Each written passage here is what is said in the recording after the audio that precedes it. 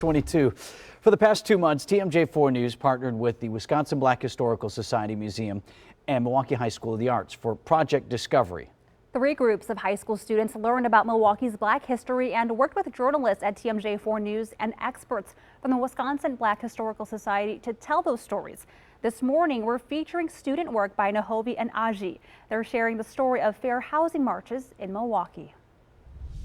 Milwaukee's best-known contribution to the civil rights movement was the 200 straight nights of marching in 1967 and 1968 in the name of fair housing, led by Father James Groppi, Alderwoman Vel Phillips, and the NAACP Youth Council.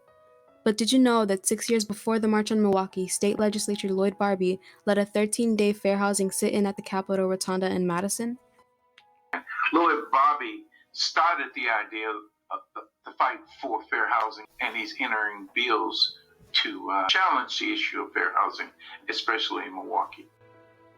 Milwaukee Alderwoman Vel Phillips attended the Madison fair housing protest. The next year, she introduced an anti-discrimination housing ordinance to the Milwaukee Common Council. I have the idea that instead of block after block of public housing, that we will have more or less small units interspersed or dispersed.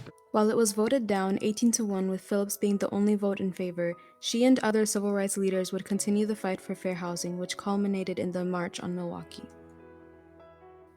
Lloyd Barbie was originally from Memphis, Tennessee. He came to Madison to attend law school, then moved to Milwaukee in 1962, switching his focus to another important aspect of the civil rights movement, desegregating schools. His issue at that point is a major issue, which is educating people. And he does it on piggybacking on the Brown versus the Board of Education that is passed in 1954. He introduced 2 federal lawsuits, Amos and Armstrong, 18 years apart, to address that. And the court system agreed to him that indeed there was segregated practices going on in Milwaukee public school systems, and that spread nationally. Lloyd Barbie would go on to advocate for progressive causes including gay rights, women's rights, prison reform, drug reform, and criminal justice reform. His namesake lives on at a Northside MPS Montessori school. From Milwaukee High School of the Arts and TMJ4 News, I am Nahovi Morales alongside with Audrey Granger concluding this news report. Our Susan Kim had the opportunity to talk with Aji Granger and Nahovi Morales, the 2 Milwaukee High School of the Arts students who put together the piece that you just saw. Aji was a reporter and Nahovi did the editing.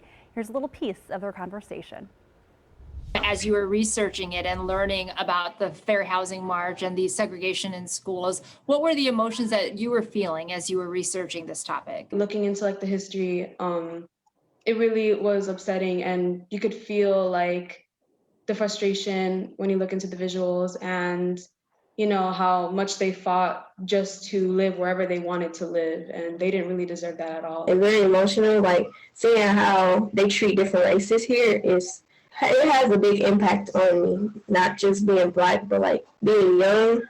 So I have more years to come, but right now it's my views are kind of different with Milwaukee as I thought it would be. Are either of you thinking about going into journalism or something where you would use the skills that you learned putting this story together? Yes, definitely, because I love to play piano and songwrite and sing. So based on my experience, I can put those things into my song, and this can impact my music in a good way because I want people to know the experiences, the stories, and everything on what it is being Black, not just in Milwaukee, but everywhere around the world, because I feel it's very important for people to learn and understand our culture and our history and things like that.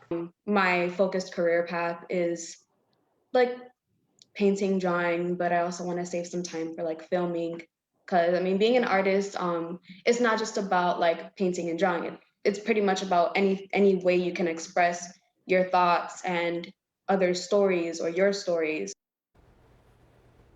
You can see the complete conversation and learn more about our Project Discovery partnership at tmj4.com.